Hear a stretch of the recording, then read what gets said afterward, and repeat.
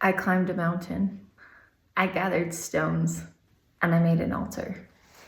I knew that sacrifice in the Old Testament was to point people to Jesus Christ, who would be the great and last sacrifice. And that from the time of Jesus Christ, we no longer practice animal sacrifice, but Christians were asked to put their very lives on the altar, to live every day for their God. So I wanted to try and capture this idea of a living sacrifice in a painting. I had never imagined what it would have been like to actually build an altar until that day.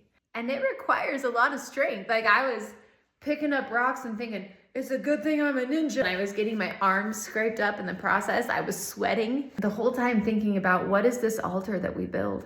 What is the symbol of the altar building? Because God commanded his people to build altars, and they were to build them out of unhewn stone. Essentially, they weren't allowed to go to a quarry and like mine boulders.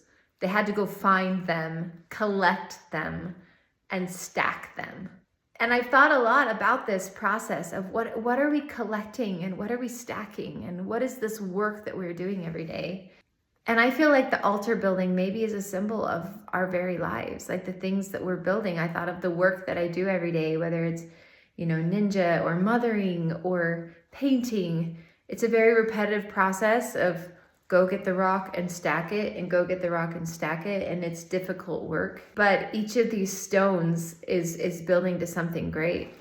But I got on top, and to just be actually on an altar and kind of lift your heart to the heaven and look up at the sky, and you feel so small, but you also feel so seen, was such an incredibly beautiful experience. So we stack and we build and we put ourselves on top of this altar and we offer to God the whole thing. Every painting that I paint, every stone that I stack, I hope it points back to him.